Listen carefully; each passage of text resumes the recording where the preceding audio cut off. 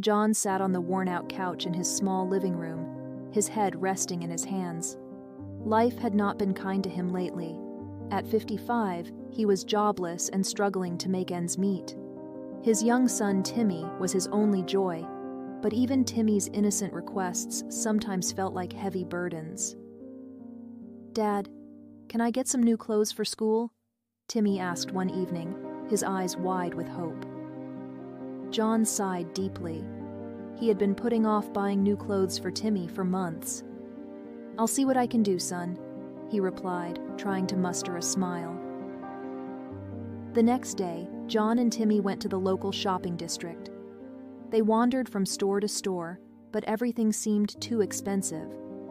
Finally, they arrived at a shop that looked a bit less intimidating. John took a deep breath and walked in, holding Timmy's hand tightly. Inside, rows of neatly arranged clothes greeted them. Timmy's eyes sparkled with excitement as he spotted a bright blue jacket. "Dad, look!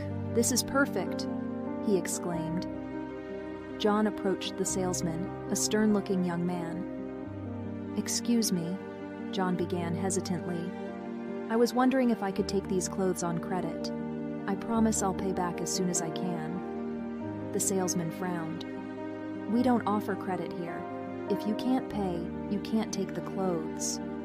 John's heart sank. He didn't know what to do. Timmy looked up at him, confused and disappointed. Suddenly, a voice from the back of the store called out, "What's going on here?" A well-dressed man in his early 50s emerged from behind the counter. His eyes widened in surprise as he saw John. "John? John Smith, is that you?" John turned, his face a mix of shock and recognition. "Mike? Mike Johnson?"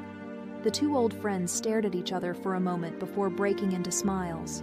Mike, the store owner, rushed forward and embraced John. "It's been years.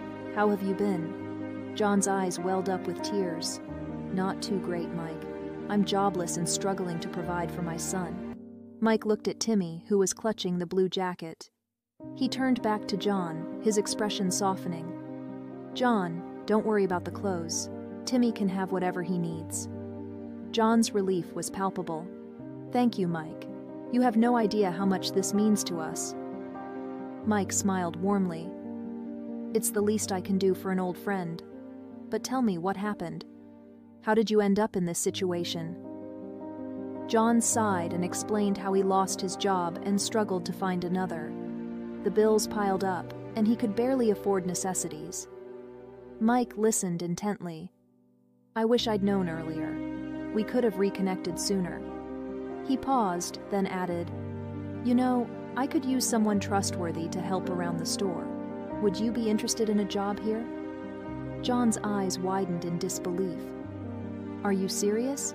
I'd be grateful for any work." "Absolutely," Mike said with a nod. "You've always been a hard worker. I trust you completely. Come by tomorrow and we'll get you started."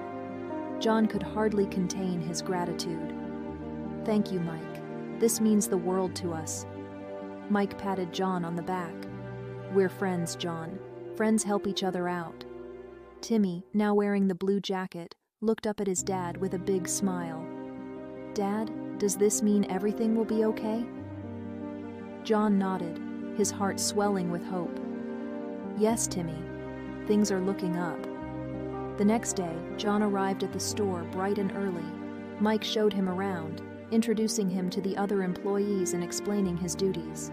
John took to the work with enthusiasm, determined to make the most of this second chance. As the weeks passed, John found a renewed sense of purpose.